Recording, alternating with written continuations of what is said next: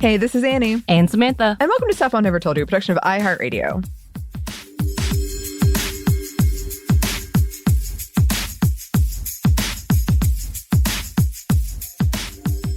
And this episode, I'm just going to preface, is going to be what I would call interesting. It was originally going to be an unhappy hour, and then it ballooned into something way too long for that. I am drinking wine, though, because this makes me really sad, and I've been putting off talking about it. Yeah, we did. For a long time. I originally, so today we're talking about when a fandom hurts you. And we're not talking about toxic fandom, which can hurt you, absolutely. We're not talking about when a property, looking at you, Star Wars, continues to make choices that hurt you, storyline-wise.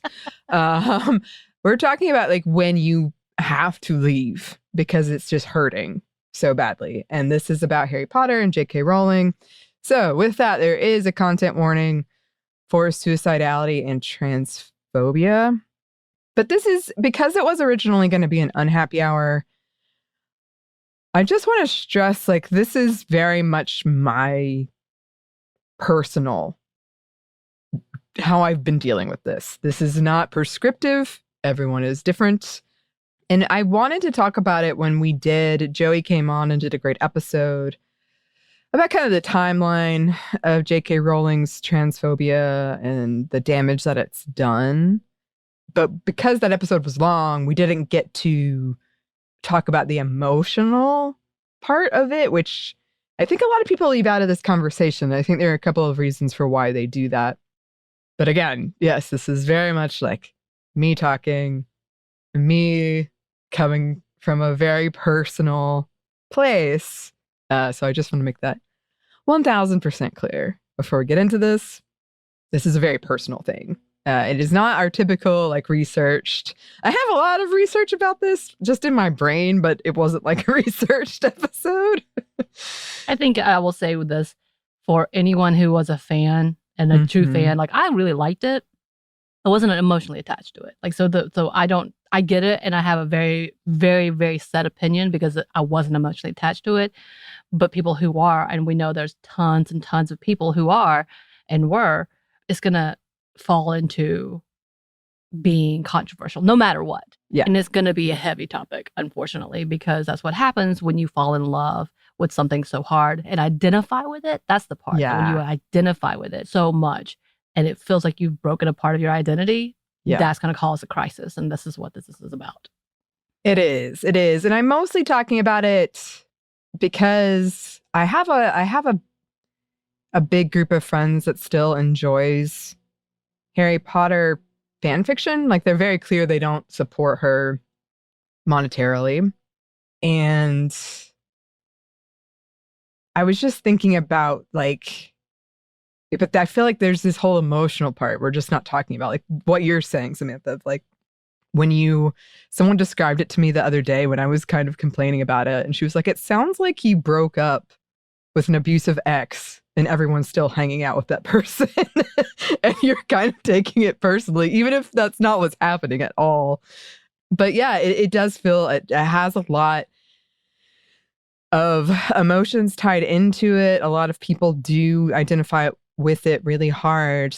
And I think that means that we get defensive when we have these conversations that don't have perfect answers. Like, there's not I don't have some solution here I'm going to present. I would say don't support her financially, but I don't have a solution. And honestly, like, I'm going to Universal in October, and that was one of the first things I thought was, what am I going to do? And I was like researching, does she get this money? Like, what am I going to do about this Harry Potter part of the Universal Park? And just like, if my friends want to go, am I going to like not go? Like, what am I going to do? Wouldn't it be that you just shouldn't buy things there because it's a part of the Universal pay already? And she probably already gets a chunk of that anyway, just for having it there. But like, to go in there and then buy something, that would be the profit. So no butterbeer for you. No butterbeer. I'll make my own damn butterbeer, but I probably won't because it makes me so sad now. But that's kind of the point, is I don't... This episode, I'm embarrassed by it, but I might cry. I'm probably going to get emotional. I know it sounds silly to some of you. I'm going to explain why, but like, I don't want to, if you can enjoy it without supporting her, I don't want to be the person that comes in and ruins that for you. I'm actually kind of jealous of you. One does not make better than the other because I really don't have any judgment. We're all different mental gymnastics and how we deal with these things. But one thing that I think has really hung me up on this conversation is my dad was kind of controlling about what you could enjoy based on what he enjoyed. And so I think I've gotten really in my head about I don't want to ruin it for other people, but it also means I'm not explaining to other people how much it kind of hurts me. Right. So it's just kind of, it's built up. So I'm worried if I go and don't buy something there, I'll still just be a miserable person to be around. But also if I leave, then that's going to make them feel bad. Like, I don't know what the good solution is here. Right. Right. And speaking of, like, to be clear, I don't have great coping mechanisms. I do really use media as an escape. I use it to cope with trauma. So when I do lose that, it is hurtful, which I don't think is necessarily unhealthy, but I feel like I lean into things so hard. And again, maybe that's not unhealthy either, but that means it hurts a lot. It hurts like a lot. And it's sort of embarrassing because it feels trivial. I know there's so many bigger problems in the world, but it is something you use because of those bigger problems. Like, you use it, and I think it impacts a lot more than people realize, especially people who don't do this, who don't, like you said, maybe aren't attached to it. Like, maybe you like it, but you're kind of like, eh. So when you lose it, it's sort of like, oh, that's sad. But there are people who do. And I know people still continue to use it to cope, even knowing about her, but not supporting her. And I totally get that. I really do. But that's kind of what I wanted to talk about, because I did love it so much. Like, if you had told me like a decade ago, I would have laughed in your face and been offended if you'd said like, it's not going to be part of your life anymore. And it might be surprising to hear that, because like, if you've been listening to me on this show, you might think like, oh, she'd been more likely to give up Harry Potter than Star Wars. That is not true. In fact, one of the reasons I'm so into Star Wars right now is because I have always loved it, but then the pandemic happened and I lost Harry Potter, and I was like, oh God, I gotta find something to fill that space. I hate it. I hate that it hurts so much. It shouldn't. It's dumb. All right, so let's go ahead and put a cap on this. Because you feel things this deeply, you should realize and validate that, because it was a big part of your life. And to call it dumb or to call it something and try to squash it, it makes it worse. You're trying to invalidate yourself when you know it's a lie. So you're lying to yourself, and it's just going to trigger so many things. So go ahead and stop, because this is loss. And no matter what, for you, loss is significant. And for you who don't mourn well, this is going to be a greater impact because you try to ignore it. Which, by the way, sharing with our listeners is a beautiful and vulnerable thing. And I hope they understand, and you understand, how big of a deal this is. So no matter what, this episode with you being heartbroken makes sense. And it's okay. And you got to figure out how to deal with that somehow, because it's not going away. So with that, and as much as you want to try to replace it, that doesn't work. No matter what, because the initial emotions is something that you're going to long for always, because you can never replace that. And again, with the first love, it's something new, and it's something that is brand. Even if you find a new love, it's still something different.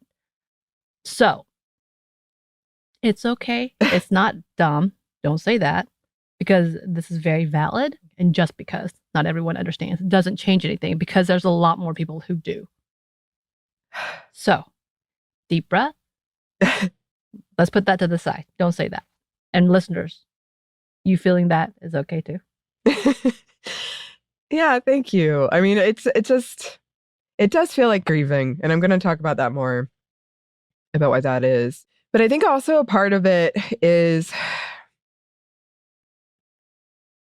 I really did grow up with it. I know it sounds kind of trite, but I really did. Like, it's a long time to love something. It's a long time.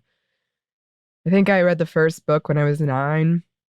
And it was just a big part of my life. It was how I met friends. Like, some of my closest friendships was made over this. And I was kind of mocked for it because I feel like Harry Potter eventually achieved a mainstream acceptance. But for a while, it was sort of seen as like, that's sort of silly. Like, don't talk, that's embarrassing, especially as you got older. And so I really defended it. Like, I stood up for it. It was a part of my identity. It was the version of Star Wars now where, like, if you didn't know what to get me, you would just give me something in that realm and I would be very happy. And I would say that she was a feminist. I would say, like, no, she's out there like doing this good thing. And so it's sort of embarrassing in that sense too. Because some people, and I know what they mean, but some people would be like, I guess I was right. And it was bad all along. And I'm like, that does not help me. I get what you're doing.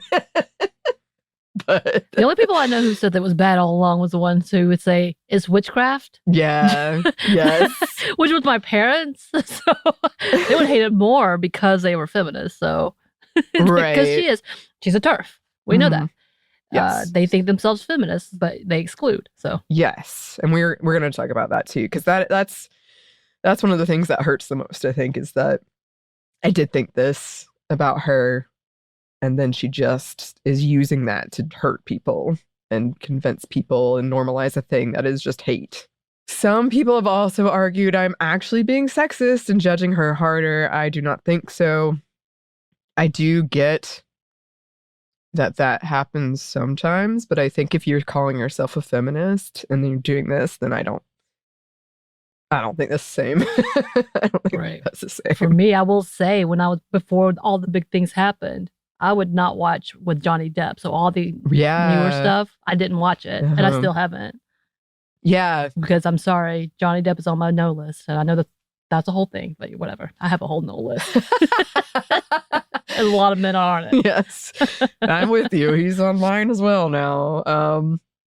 But I also think, I kind of want to come back and do a whole episode on this, but I also think there's this thing that's happening where there's a nuance between being a bad feminist but then just using that as an excuse. Like, you can acknowledge and say, like, I like these things that are problematic.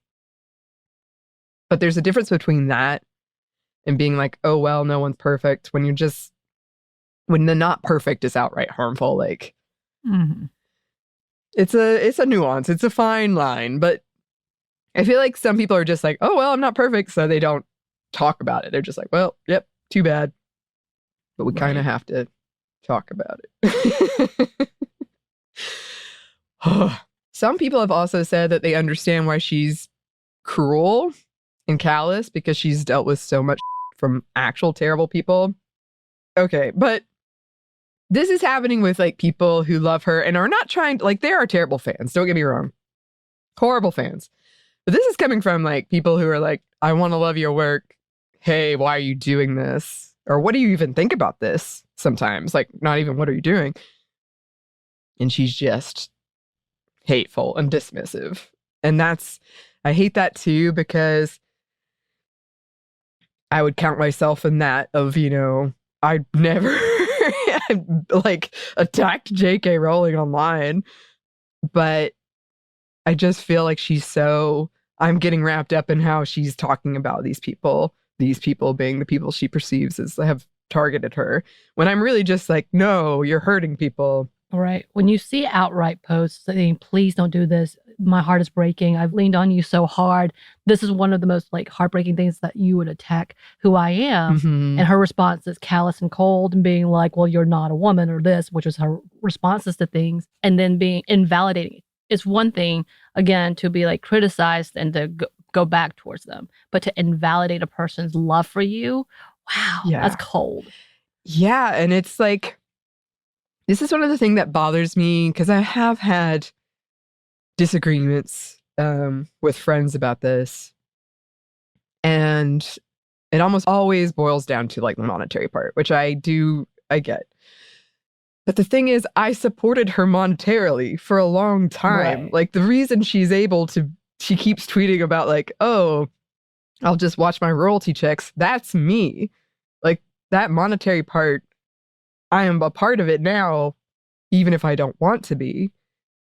And so it's just so infuriating when she does that, where it's like she's being hurtful and cruel and to the people who did provide those residuals that are allowing her to make these very cruel comments. It's messy. Like, I understand that it's messy, but that's one of the things that I keep getting hung up on, is that I did support her quite a bit.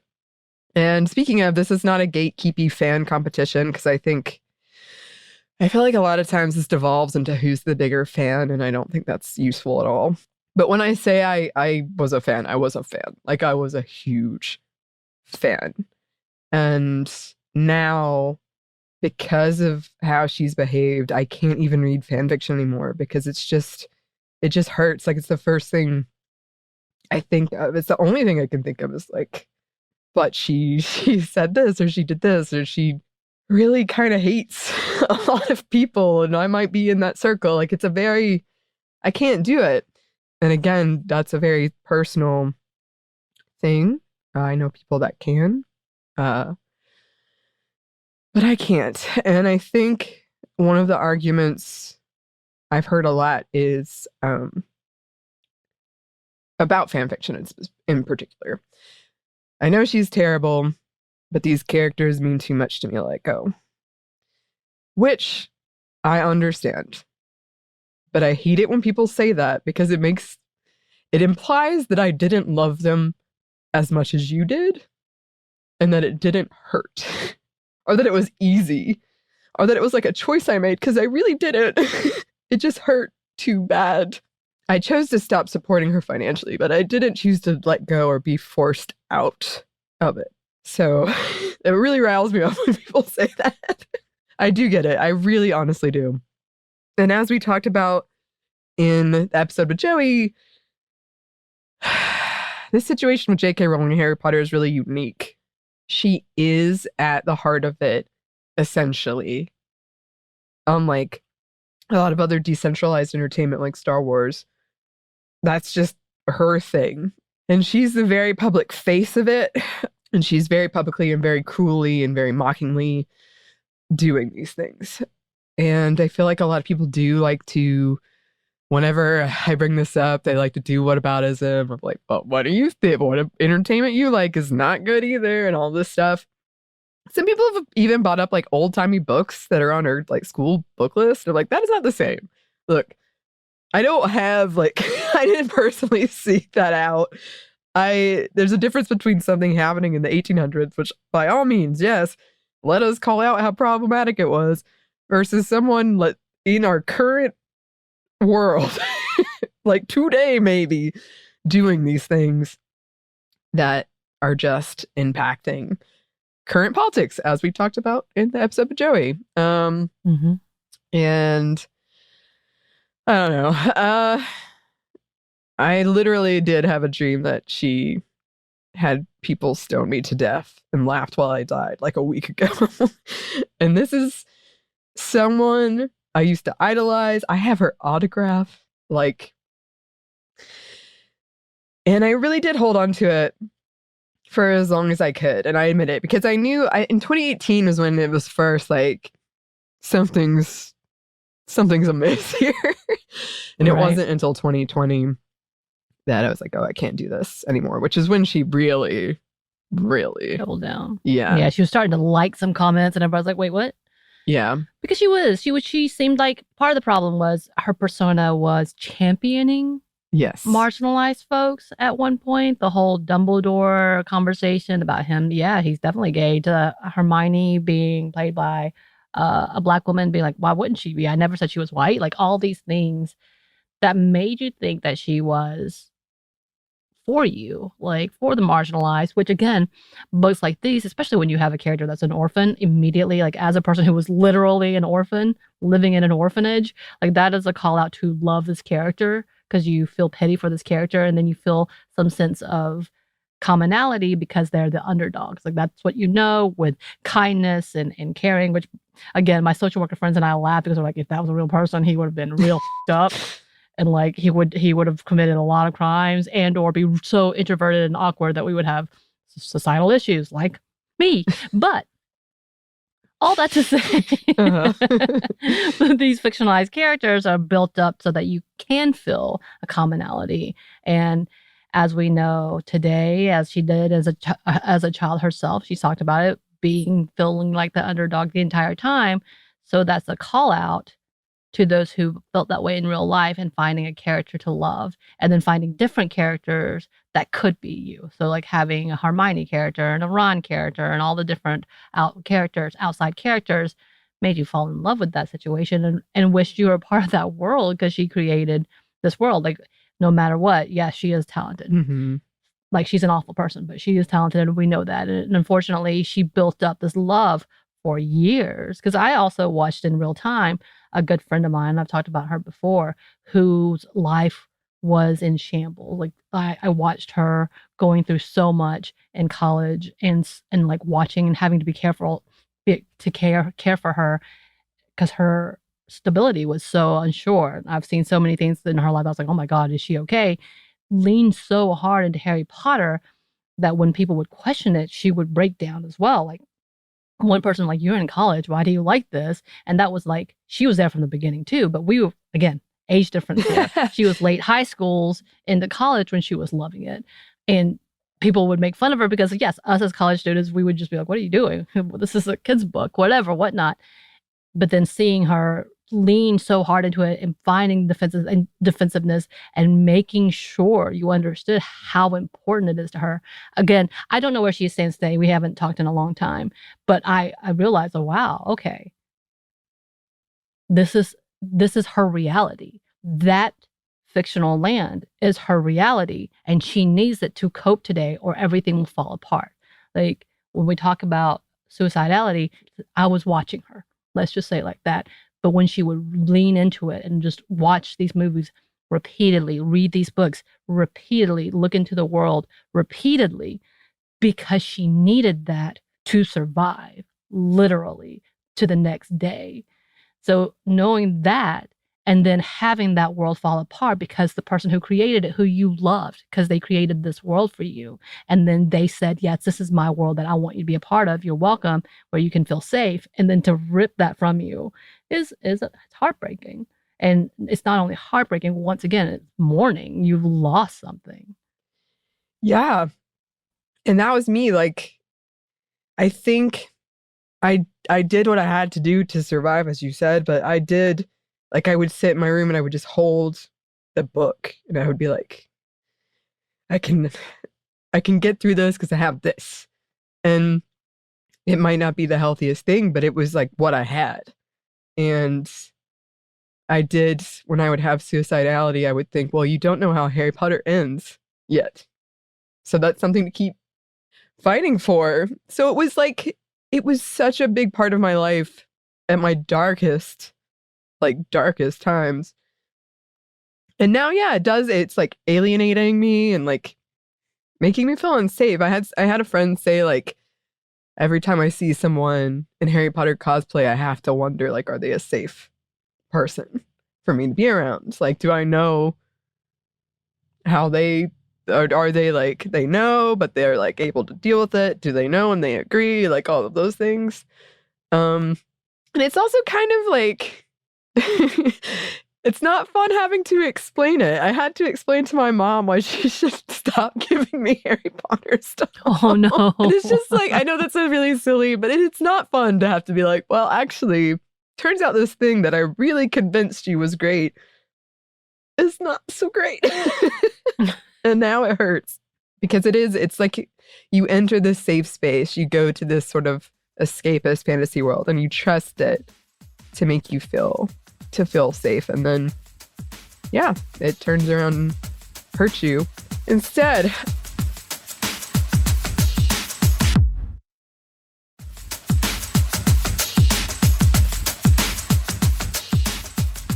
another part of this has been hearing from listeners, which some of you, admittedly, like a lot of years passed over these messages that I've been hearing. So your opinion, listeners, might have even changed. But some of you have explained how you're able to still enjoy it. But others have said like how much it just wrecked you. And that started becoming, I couldn't stop thinking about that either. So, which is not like, please don't feel like you didn't ruin anything for me. She did. like, don't feel bad about that. But it just became like, I couldn't stop thinking about that. And also now I wonder about conservative parents who did, once were like switchcraft and banned it, and now are very happy to share it with their kids. I feel weird about kids reading it. I would never, ever, ever, like, I don't know, come at a kid and tell them.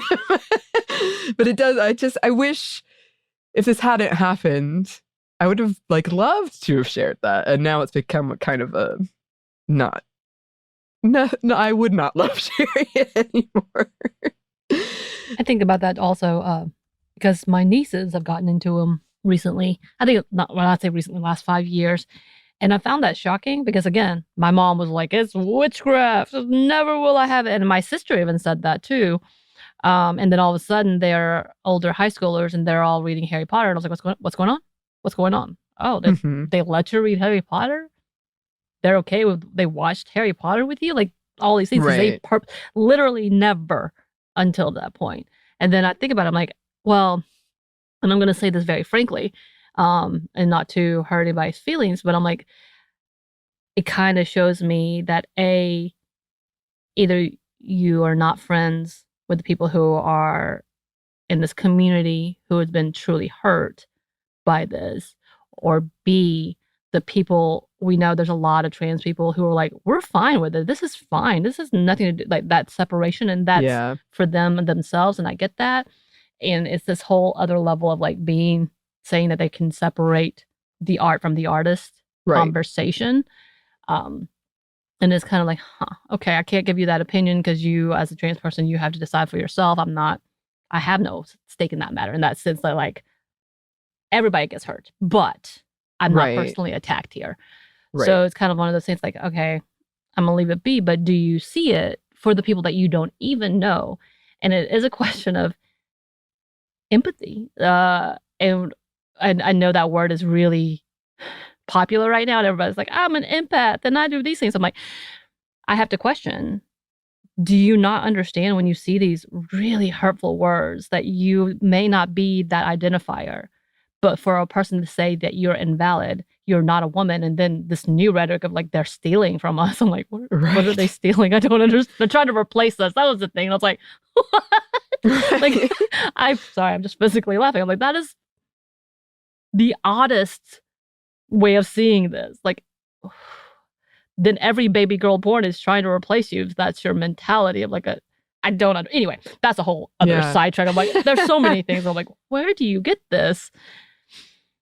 That you might, there's that question of like, I don't think you do, because you're not looking deep enough, or you're being very, very cavalier about this topic. Maybe you're just ignoring it because that's what you have to do and that's what you want to do to keep this safety. And I understand that to a certain extent. But yeah, there's this level of like, I don't think I think there's a level of disconnect if you can do that. And I think they would, like, I say that in a way that sounds harsh, but it's true. Like, they're like disconnected or separated, as they would say, or people would say. And that's an interesting way of doing it. I can't do that. Like, I can't do that for anything.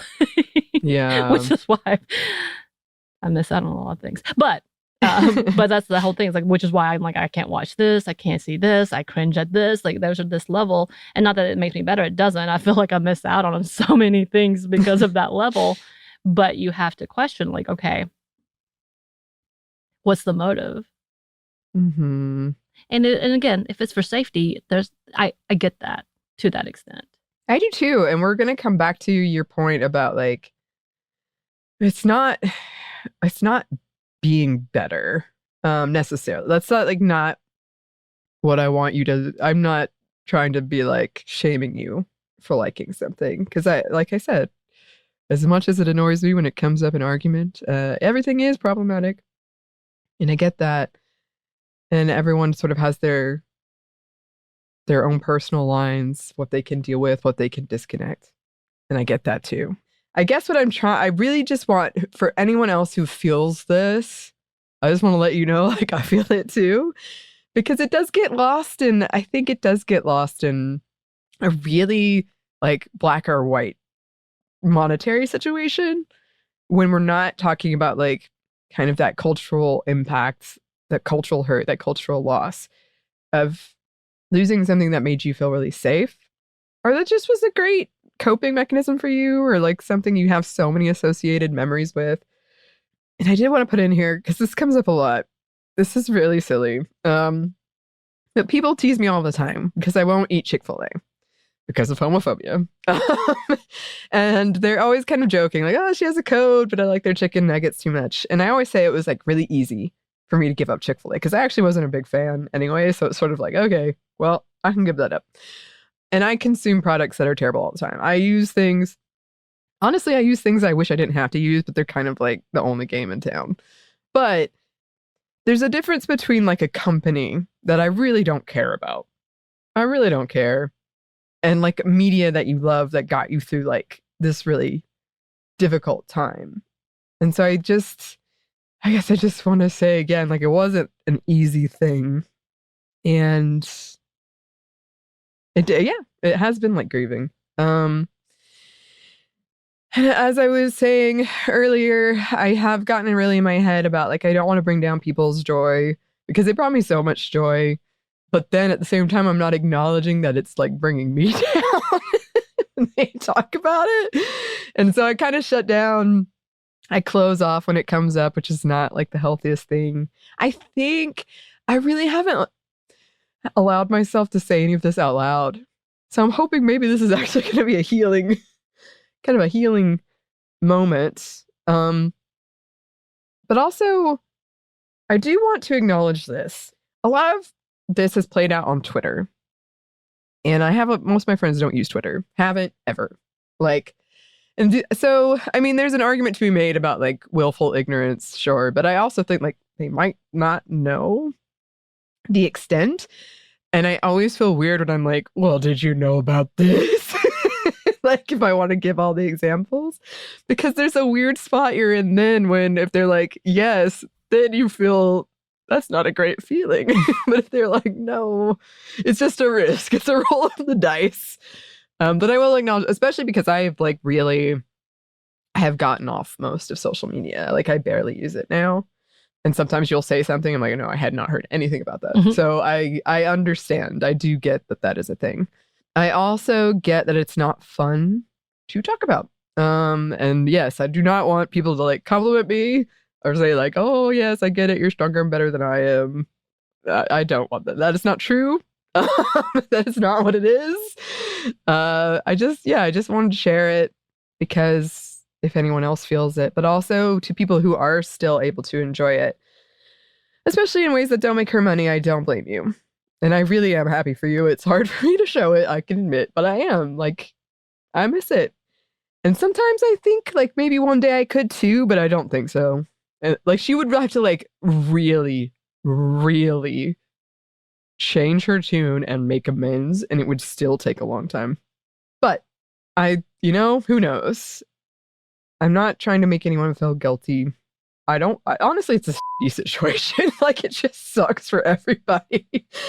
It's not something I'm looking at guilting people about. But I guess, like, I don't like a lot of the arguments I'm seeing, which there are a lot of arguments about it, does revolve around, like, who's a bigger fan. And it being like, well, you gave up on it completely and I didn't. Or, well, I gave it up and you didn't. I don't think that's the conversation we should be having, honestly, because it just hurts. It just hurts And I feel like I keep saying giving up, but really it's forced out. Like it does feel like it's like grieving a loss. And because I loved it so much, like I opened myself up to it hurting me this badly. I get that for some of you, you're listening to this and you're like, what are you? Why is this such a big thing? But it is that. Like, I understand that for some people, it doesn't have these emotional stakes. But I think like this argument that I'm seeing, I think we should all remember like we're different when it comes to how we deal with something like this, which again is pretty unique. And maybe neither is stronger or better. And that's the point. Maybe it shouldn't be a fan competition about who loves something more, because that's really hard to judge, and I also don't think that's healthy. But I do think the fact that I loved it that much and left should say something about how bad she is. Right. I think our listeners are probably aware, but that's the biggest thing, is to make sure that everyone understands what's at stake necessarily. And when you see rhetoric and laws being changed based on things that people write, which literal laws are being changed and or introduced in the UK based on what J.K. Rowling has written and has been presented in the United States as well, as to why trans people should not exist, essentially. Like, that's what they're saying. And we are seeing a widespread of anti-trans, anti-LGBTQIA plus laws happening all over the world. Like in the US and in the UK, we see it in a whole different way. And it feels like they've been waiting, and then having an influencer like her who has money to back it up as well, because we also know she's donated to several of these causes. So instead of actually like not donating to anything or donating to something that's actually good, she donates to anti things. So that's the conversation that we're having, as well as the fact that both the publishers, the movie executives, and herself put her face as the spokesperson for Harry Potter. And that's part of that conversation too. It's not necessarily Daniel Radcliffe. It's literally her. Yeah. And that's one of the things I think about a lot, is once the Max show, the reboot, got greenlit, she said something like, you can cry your tears and have your boycott, and I'll just be drinking champagne and counting my money. And so I think like even if, as long as companies don't feel that they have to cut her out, she's going to keep getting these deals and she's going to keep making that money, whether you are like supporting her financially or not. Literally, she said for the game company says she's not a part of it. She's not a part of it. But in that she's making millions of dollars off of it because she's a smart businesswoman. Once again, we're not taking that away from her. And she made sure to get that copyright deal for everything. So there you go. Yeah. Yeah. And I feel like a lot of times she kind of implies, she's probably outright said it, but I don't know for sure, but she implies like, as long as she's still culturally relevant, then what she understands is people either agree with her or don't care enough to do anything about it. Right. And that, I think I skipped over this bullet point, but one of the biggest things about her that comes up again when I'm having these disagreements with friends is like, not only is she like a pseudo feminist, not a feminist at all, but like presents herself in that way and is therefore legitimized in that way. A lot of people have said like, oh, she was cool with like, a lot of queer stuff, just not that trans part, which they think is bad. But I'm like, well, then I think she wasn't cool with any of that then. Like, I'm kind of like the same way we say an intersectional feminist is not a feminist. You're not a feminist if you're a TERF. I think it's kind of the same with like queer stuff. Like, well, then she's not cool with it at all. Right. Again, like people have nitpicked her for everything. And I'm like, yeah. But I feel like there's some validity.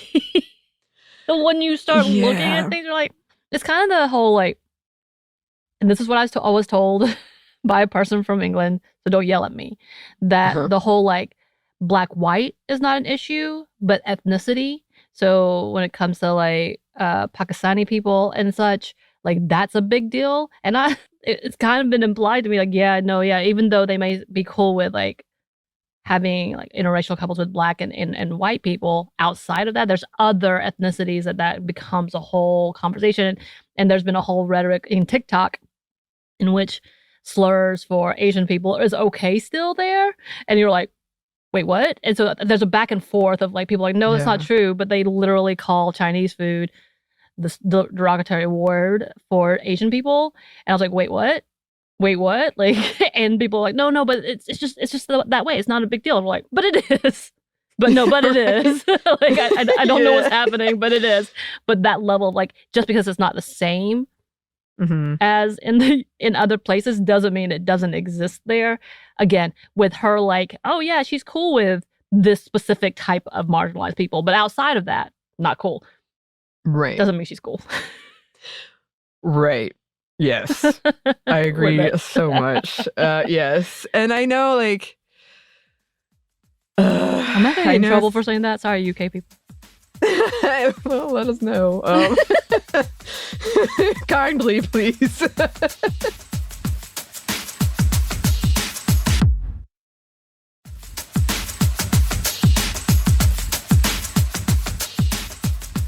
And I just want to say here, because I hope it's clear that Samantha knows. When I love something, I love something. It's true. This is not a conversation. I was dreading it. I've been putting it off. Like, I didn't want to have it. I really am not finding any joy in doing this. Like, I'm not like gleeful that, oh, you all who are still, in this world, I am like finding glee that I am better than you and I've moved on. I'm not. Like, this is like a really it hurt. I hope it's clear in my voice. Like, it was right. It's not something I'm trying to make you feel bad about. But it is in our show, and as you know, we have to talk about the hard stuff, the things that make you uncomfortable, and the things that you have to have this. I mean, like, we could talk about the Asian model minority myth, which is popping back up right now in the U.S., which we will. I've also been putting that off because I get very angry and upset about it, because this level of supremacy ideal, which is exactly what's happening with J.K. Rowling. She feels this level of supremacy over a group of marginalized people and wants to maintain that power because for some reason it threatens her, which is not true. Again, that's what they are saying. They feel threatened at this imaginary idea of someone else being who they are. Like, again, I'm still very confused by this whole we're being replaced. I was like, what? Are you no longer a woman? Like, what's happening? Why? Congratulations if you're not, if that's how you feel because you feel different, go ahead. But I don't think anybody's forcing you to be anything else. So I'm not really sure how you're being replaced. But okay, once again. But yeah, this is that whole conversation that we have to look to it. It's not a pretty pristine world. And these what we would say minute details, or what you would think is like a smaller conversation, is a big conversation, because as we talked about in intersectionality, is that if one group of people are oppressed or marginalized, it means everyone is going to be affected by this conversation. And when we look at the fact that if one set of people do not have the freedom and the rights, then no one is safe, and no one, like, it's not true freedom. Well, again, we've talked about that before. It's not true equality in any of that. And that's the intersectionality of it, is looking at the basis of every group is affected differently, and some people are affected more. And we have to talk about why that breakdown is happening, even if it makes us uncomfortable, because we may not be a part of that group, but we see it and we know that that is damaging for everyone. Like, I hate to be like that narcissistic because it's not about us, but that's the truth of it all. Like, yeah, until that is broken down, it's not true. This idea of equality is not true. Yeah. And I think that these conversations are also tough because you have to acknowledge what you were previously allowing to be okay. And I think people, including me, like everybody, I think it's a natural response to feel defensive when you get those questions and to sort of try to point out like, well, in what way are you not a hypocrite? We're all hypocrites. Well, and the bigger, it's just it comes down to, what are you upholding? Are you upholding oppression, supremacy, and overall power, or are you looking at true equality? And it does affect everything. No matter how trivial you think it is, to pretend like it doesn't is just as naive. I'm being a lot more mean. I'm a little, again, I'm more, I absolutely understand. I am definitely disconnected. I have an attachment issue in general, so I don't get attached to things too harshly because I'm sure that I'm going to lose it at any point. That's my trauma. But it's fine. I'm fine. Everything's fine.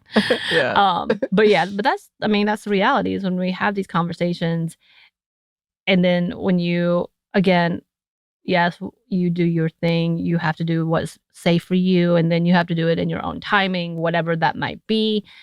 But we can't pretend that it's not something that can affect something. Like it affects things. There is a cause and effect to everything, and you have to weigh that. You do. And I also, just quick final note, I want to say, sometimes when we do this podcast, I feel really terrible because perhaps I'm essentially having an argument that I haven't had with a real person.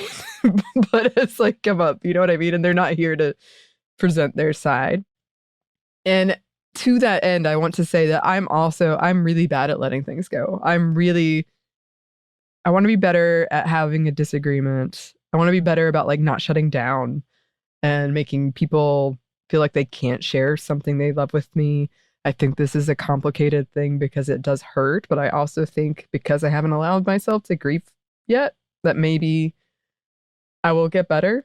That's also like a toxic. I know that about myself. And I also, you all know, I get how fun it is to talk about your fan fiction.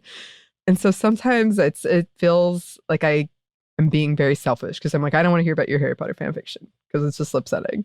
And that means I've stopped talking about my fan fiction pretty largely too. But it's just like this protective mechanism kicks in and is like, no, you cannot deal with this. And I want to work on that. I want to find a better way to recognize my negative emotions and deal with them. But I also just want to say that is something I should do. But really, I also think I'm being too forgiving of J.K. Rowling because she's kind of the one that's bringing you down, not me. Right. Right. Yeah. So thank you so much, Samantha. You've been very supportive in this thing I was putting off for so long. And to any listeners who feel the same, I am here. I am with you. You can email us at stuffmediamomstuff@iheartmedia.com. You can find us on Twitter at momstuffpodcast or on Instagram and TikTok at Stuff Mom Never Told You. We also have a TeePublic store with merchandise, or we have a book that you can pre-order at stuffyoushouldreadbooks.com, audio form or physical form. Thanks as always to our super producer Christina, our executive producer Maya, and our contributor Joey. Thank you. And thanks to you for listening. Stuff I Never Told You is a production of iHeartRadio. For more podcasts from iHeartRadio, you can check out the iHeartRadio app, Apple Podcasts, or wherever you listen to your favorite shows.